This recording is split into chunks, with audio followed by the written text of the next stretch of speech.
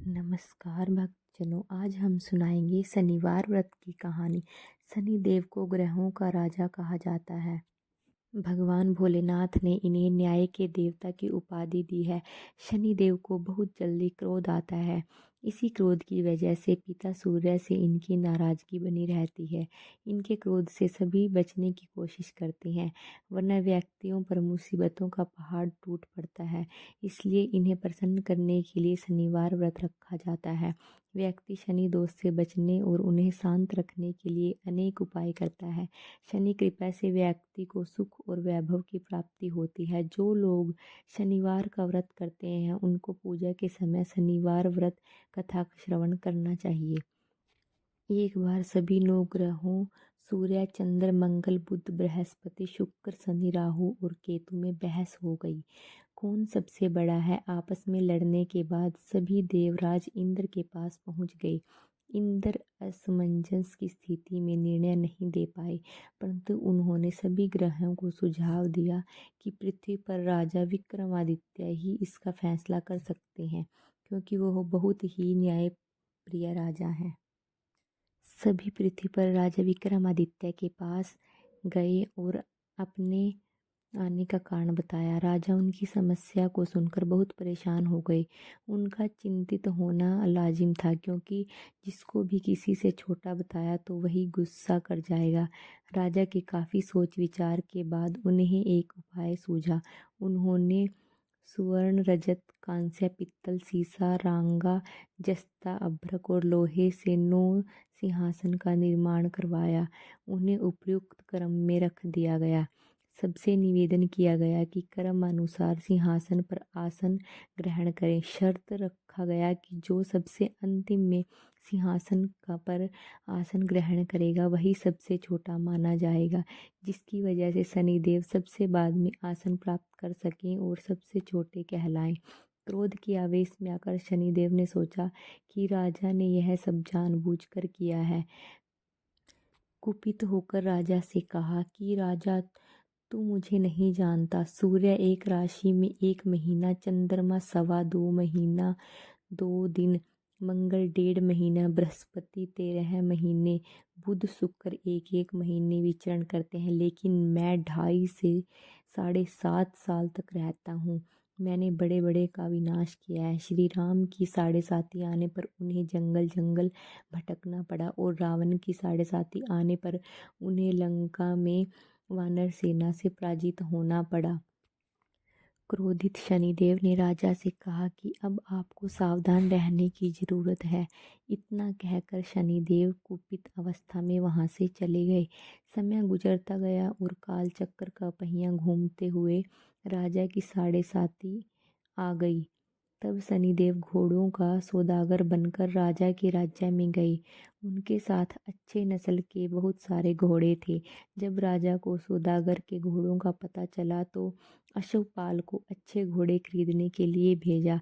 अश्वपाल ने कई अच्छे घोड़े खरीदे। इसके अलावा सौदागर के उपहार स्वरूप एक सर्वोत्तम नस्ल के घोड़े को राजा की सवारी हेतु दिया। राजा विक्रमादित्य जैसे ही उस घोड़े पर बैठे वह सरपट वन की ओर भागने लगा। जंगल के अंदर पहुंचकर वह गायब हो गया। भूखा प्यासा इस स्थिति में राजा जंगल में भटकते रहे। अचानक उन्हें एक ग्वाला दिखाई दिया, जिसने राजा की प्यास बुझाई। राजा ने प्रसन्नता से उसे अपनी अंगूठी देकर नगर की तरफ चले गए। वहां एक सेठ की दुकान पर पहुंचकर उन्होंने जल पिया और अपना नाम वीका बताया। भाग्यवश उस दिन सेठ की बहुत आमदनी हुई। सेठ खुश होकर उन्हें अपने साथ घर लेकर गया। सेठ के घर में खूंटी पर एक हार टंगा था, जिसको खूंटी निगल रही थी। कुछ ही देर में हार पूरी तरह से गायब हो गया। सेठ वापस आया तो हार गायब था। उन्हें लगा कि वीका ने ही उसे चुराया है।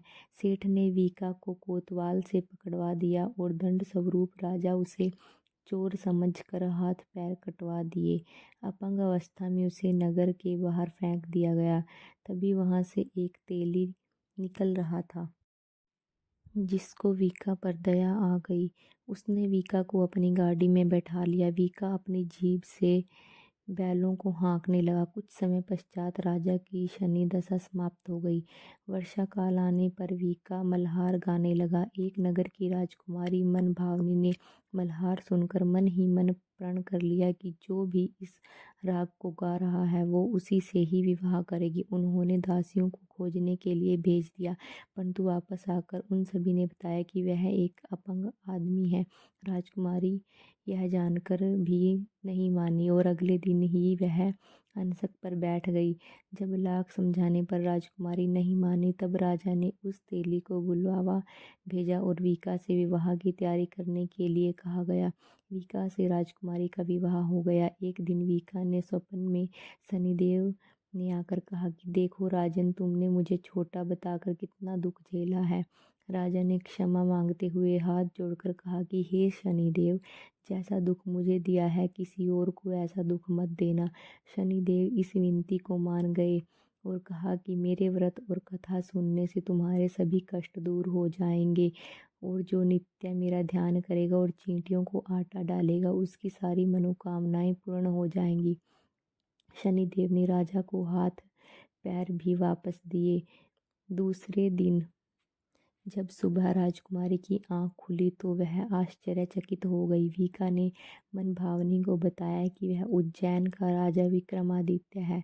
मनभावनी खुशी से फूले नहीं समा रही थी। राजा और नगरवासी सभी अत्यंत प्रसन्न हुए। सेठ ने जब यह सुना तो वह पैरों पर गिर गया और क्षमा मांगने लगा। राजा ने कहा कि यह सब शनि दोष के कोप का प्रभाव था और इससे किसी का कोई दोष नहीं है। दे सेठ ने निवेदन करते हुए कहा कि मुझे शांति तभी मिलेगी जब आप मेरे घर चलकर भोजन करेंगे। सेठ ने कई प्रकार के व्यंजनों से राजा का सत्कार किया। जब राजा भोजन कर रहे थे तो तभी जो खूंटी हार निगल गई थी वही अब उसे उगल रही थी। सेठ ने अनेक मोहरे देकर राजा का धन्यवाद किया और अपनी कन्या श्री कंवरी से पाणी ग्रहण का निवेदन किया।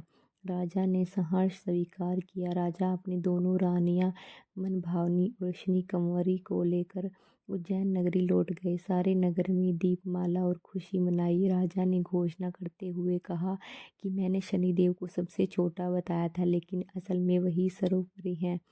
तब से सारे राज्य में शनिदेव की पूजा और कथा नियमित होने लगी।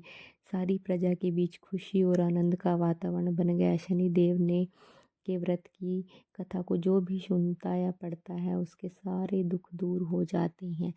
ओम शम शनिश्चराय नमः। वीडियो अच्छी लगी तो सब्सक्राइब कर देना। भक्तजनों, थैंक यू।